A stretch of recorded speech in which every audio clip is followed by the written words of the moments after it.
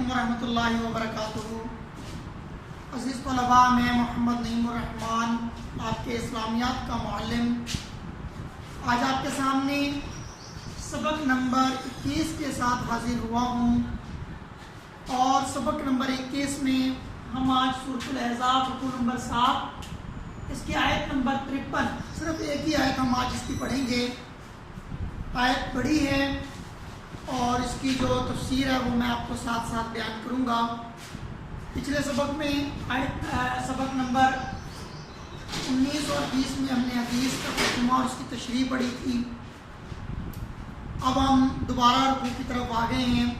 انشاءاللہ اس رکوع کو ہم اپنے 3 لیکچر میں کمپلیٹ کریں گے۔ سورۃ الاحزاب کے رکوع کو ہم 3 لیکچر میں کمپلیٹ کریں گے۔ آج صرف آیت نمبر 53 پڑھیں گے، اگلے لیکچر میں 3 آیتیں پڑھیں گے، پھر اس کے اگلے لیکچر میں باقی آیات پڑھیں گے اور ساتھ اس کی مشق کریں گے۔ عزیز طلباء، اپنی کتاب کا صفحہ نمبر 40 نکال لیں۔ صفحہ نمبر 40۔ بسم اللہ الرحمن الرحیم۔ یا ایھا الذین آمنوا لا تدخلوا بیوت النبی الا ان یؤذن لکم الی طعام غیر ناظرین اناہ۔ پہلے لفظی ترجمہ کر رہا ہوں، دیکھ لیں آپ لوگ، لکھ لیں۔ یا ایھا الذین، اے لوگو، آمنو، جو ایمان لائے ہو، لا تدخلوا، نہ داخل ہو، بیوت النبی، نبی کریم صلی اللہ علیہ وسلم کے گھر میں، الا، مگر یہ کہ ان یؤذن، تمہیں اجازت دی جائے، الی طعام غیر ناظرین، الی کہتے ہیں ویسے طرف کو، طعام یعنی کہ کھانے کی طرف، کھانے کے لیے، غیر ناظرین، انتظار میں نہ بیٹھے رہیں، اناہو کا لفظی معنی ہے پکنا، یعنی کہ کھانے کے پکنے کے انتظار میں نہ بیٹھے رہیں۔ ولیکن، اور لیکن، اذا دعیتم، اذا جب دعیتم تمہیں دعوت دی جائے، فادخلوا تو جاؤ، فاذا طعمتم پس جب کھانا کھا لو، فانتشروا تو پھر وہاں سے چل دو، پھیل جاؤ، یعنی کہ نکل جاؤ۔ ولا مستانسین، اور وہاں جی لگا کر نہ بیٹھے رہو، لحدیث، باتیں کرنے کے لیے۔ ان بے شک، ذالکم تمہارا یہ عمل، کانا ہے، یوزی تکلیف دیتا، النبی، نبی کریم صلی اللہ علیہ وسلم کو، فیستحیی منکم، فیستحیی پس وہ شرماتے ہیں، منکم تم سے، واللہ اور اللہ، لا یستحیی، لا کا معنی نہیں ہوتا ہے نہیں، یستحیی شرماتا، من الحق کی سچ بات کہنے سے۔ وَإِذَا، اور جب سَأَلْتُمُوهُنَّ تم کچھ سوال کرو، سَأَلْتُمُوهُنَّ تم کچھ سوال کرو، کس سے؟ ازواج مطہرات سے، متاعًا کسی چیز کے بارے میں، فَاسْأَلُوهُنَّ تو پس سوال کرنا، من سے، وراء پیچھے سے، حجاب پردے کے۔ لفظی ترجمہ کرتے ہوئے میں ذرا جلدی ترجمہ کر رہا ہوں، آپ کو اگر کوئی لفظ مشکل لگ رہا ہو آپ ویڈیو کو روک لیں، ترجمہ لکھیں، اس کے بعد ویڈیو دوبارہ چلا لیں، ٹھیک ہے؟ ذالکم، یہ اطہر پاکیزہ ہے، لقلوبکم تمہارے دلوں کے لیے، وقلوبہن اور ازواج مطہرات کی دلوں کے لیے۔ وما، اور ہے، کانا، وما کانا، اور یہ ہے، لکم تمہیں، ان تؤذوا کہ تم تکلیف دو، رسول اللہ، رسول اللہ صلی اللہ علیہ وسلم کو، والا اور نہیں، ان تنکحوا تم نکاح کرو، ازواجہ ان کی بیویوں سے، من بعدہ اس کے بعد، ابداً کبھی بھی، ہمیشہ۔ ان بے شک، ذالکم یہ کانا ہے، عند اللہ اللہ کے نزدیک، عظیماً گناہ کا کام، بڑا گناہ۔ یہ ساری پوری آیت کا لفظی ترجمہ تھا جو میں نے آپ کے سامنے کیا۔ عزیز طلباء، اب میں اس آیت کا بامحاورہ ترجمہ کر رہا ہوں۔ اس آیت کو سمجھنے کے لیے، اس کا ترجمہ سمجھنے کے لیے کچھ باتیں میں آپ کو زبانی بیان کر رہا ہوں تاکہ آپ کو بات اچھی طرح سمجھ میں آ جائے۔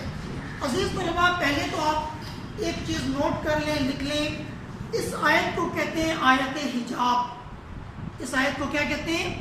آیت حجاب، یعنی کہ پردے والی آیت۔ اس کے بعد والی اور آیت نمبر 55 کے اندر جو ہے بڑے واضح انداز میں جو ہے نا پردے کا حکم دیا گیا ہے، لیکن اس آیت کو بھی پردہ آیت حجاب یعنی کہ پردے والی آیت ہی کہتے ہیں۔ اس آیت کے اندر 3 باتیں بیان کی گئی ہیں۔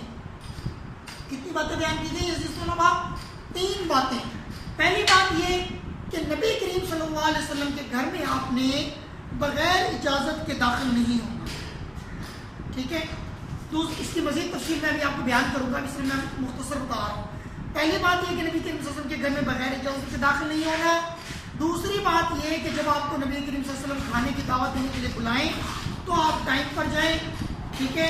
اور کھانا کھا کر فوراً وہاں سے واپس آئیں۔ کھانے کے انتظار میں وہاں نہ بیٹھے رہیں، نہ کھانا کھانے کے بعد وہاں بیٹھ کر گپ شپ کریں۔ اور تیسری بات کیا ہے کہ جب آپ نبی کریم صلی اللہ علیہ وسلم سے کی ازواج مطہرات سے کوئی چیز مانگیں تو ان سے پردے میں رہ کر مانگیں۔ اب میں مزید تفصیل آپ کو اس کی بیان کرتا ہوں۔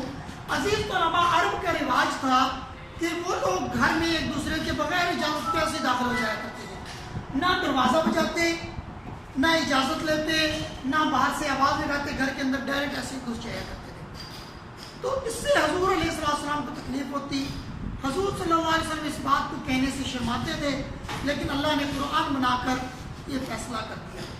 اس کے بعد عرب کے اندر ایک رواج تھا کہ جب انہیں کوئی دعوت کے لیے بلاتا تھا تو جب وہ اس کی دعوت کے لیے جاتے تھے تو وہ پہلے سے ہی آ کے بیٹھ جاتے تھے، یا ان میں سے اکثر لوگ یہ کرتے تھے کہ پتہ ہوتا کہ اس کے گھر کھانا پک رہا ہے تو اس کے گھر کھانا ابھی تیار نہیں ہوتا تھا، پہلے سے جا کے بیٹھ جاتے تھے، کھانے کے پکنے کا انتظار کرتے رہتے۔ جب کھانا پکتا تو وہیں پر بیٹھے رہتے۔ پھر ظاہر سی بات ہے میزبان جس نے دعوت دی ہوتی تھی یا جس کے بعد وہ ویسے ہی گیا ہوتا تھا، اب وہ اس کو یہ تو نہیں کہہ سکتا کہ بھئی آپ اٹھ کے جائیں، ہم نے کھانا کھانا ہے، تو اس لیے وہ اس کو کھانے میں شریک کر لیتے تھے۔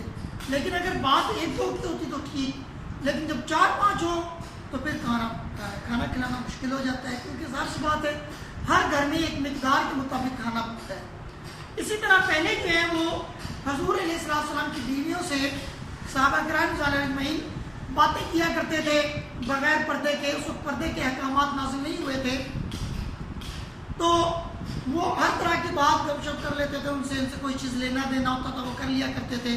لیکن پھر حضور علیہ السلام کو یہ بات ناگوار گزری۔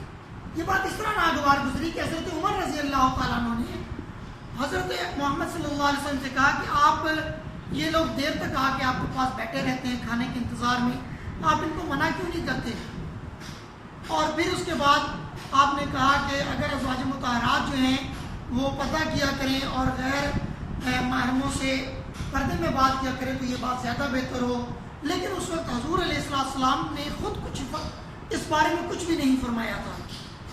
اللہ رب العزت کو حضرت عمر رضی اللہ عنہ کی یہ بات بڑی پسند آئی اور حضور صلی اللہ علیہ وسلم پر اللہ رب العزت نے قرآن بنا کے اتار دیا نبی علیہ السلام کی اس بات کو، اور پھر یہ حکم دے دیا گیا کہ جب تمہیں دعوت دیا جائے تب آپ کھانے کے لیے جائیں اور کھانے کے انتظار میں نہ بیٹھے رہیں، اور دوسری بات یہ کہ جب کھانا کھا لیں تو فوراً وہاں سے چل دیں، اور تیسری بات یہ کہ جب کسی ازواج مطہرات سے کوئی چیز لینی ہو تو پردے کے پیچھے سے لیں اور ان کے سامنے آ کر اس چیز کا مطالبہ نہ کریں۔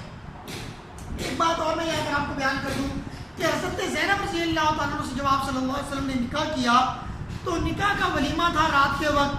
رات کو جب تمام لوگ نکاح کا ولیمہ کا کھانا کھا کر چلے گئے تو تین چار حضرات ایسے تھے جو بیٹھے رہے کافی دیر تک وہاں پر اور وہ باتیں کرتے رہے۔ حضور صلی اللہ علیہ وسلم کو یہ چیز ناپسند لگی تو پھر آپ صلی اللہ علیہ وسلم وہاں سے اٹھے اور اپنی باقی ازواج مطہرات کے گھر چکر لگا کے آئے تو دیکھا وہ حضرات اس وقت بھی وہیں بیٹھے ہیں۔ پھر آپ صلی اللہ علیہ وسلم دوبارہ وہاں سے اٹھے، حضرت عائشہ رضی اللہ تعالیٰ عنہ کے حجرے میں آ کر بیٹھ گئے۔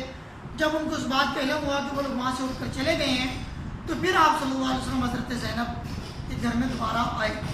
تو حضور صلی اللہ علیہ وسلم کو جب یہ بات ناگوار گزری تو اللہ رب العزت نے اس بات کو قرآن بنا کر اتار دیا اور پھر صحابہ کو یہ حکم دے دیا گیا کہ نبی علیہ السلام کے گھر میں جب بھی داخل ہوں اجازت لے کر جائیں، اور جب دعوت دی جائے تب جائیں، اور کھانا پکنے کے انتظار میں نہ بیٹھے رہیں، اور جب کھانا کھا لیں تو فوراً وہاں سے چل دیں، اور حضور علیہ السلام کی بیویوں سے اگر آپ نے کچھ لینا ہو تو پردے کے پیچھے سے لیں۔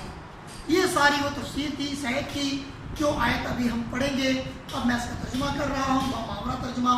یا ایھا الذین آمنوا لا تدخلوا بیوت النبی الا ان یؤذن لکم، مومنوں پیغمبر کے گھروں میں نہ جایا کرو مگر اس صورت میں کہ تم کو کھانے کے لیے اجازت دی جائے، بلا طعام غیر ناظرین اناہ، اور اس کھانے کا پکنے کا انتظار بھی نہ کرنا پڑے، ولیکن اذا دعیتم فادخلوا فاذا طعمتم فانتشروا، لیکن جب تمہاری دعوت کی جائے تو جاؤ اور جب کھانا کھا چکو تو چل دو، ولا مستانسین لحدیث، اور باتوں میں جی لگا کر نہ بیٹھ رہو، ان ذالکم کان یؤذی النبی فیستحیی منکم، یہ بات پیغمبر صلی اللہ علیہ وسلم کو ایذا دیتی ہے، ایذا یعنی کہ تکلیف پہنچاتی ہے، اور وہ تم سے شرم کرتے ہیں اور کہتے نہیں ہیں، واللہ لا یستحیی من الحق، لیکن خدا سچی بات کہنے سے شرم نہیں کرتا، وَإِذَا سَأَلْتُمُوهُنَّ مَتَاعًا فَاسْأَلُوهُنَّ مِنْ وَرَاءِ حِجَابٍ، اور جب پیغمبر کی بیویوں سے کوئی سامان مانگو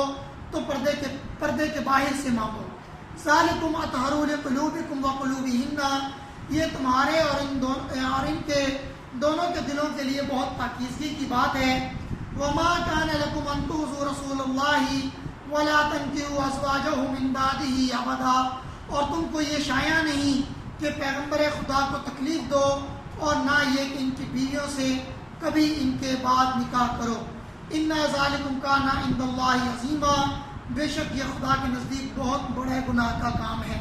عزیز طلبہ، تین باتیں اس آیت کے اندر بیان کی گئی تھی جو میں نے بیان کی تھی، چوتھی بات مجھ سے رہ گئی تھی، میں دوبارہ آپ کو بیان کر دیتا ہوں۔ چوتھی بات یہ ہے کہ حضور علیہ السلام کی اس دنیا سے گزرنے کے بعد آپ صلی اللہ علیہ وسلم کی جتنی بیوہ ہیں ان سے عام مومن مردوں کو یہ اختیار نہیں ہے کہ وہ ان سے نکاح کریں، وہ کبھی بھی کسی بھی بیوہ کسی انبیاء کی بیوہ سے نکاح نہیں کر سکتے۔ اس کی وجہ کیا ہے؟ اس کی وجہ یہ ہے کہ انبیاء کرام کی جتنی بھی بیویاں ہیں وہ امت کی مائیں ہیں۔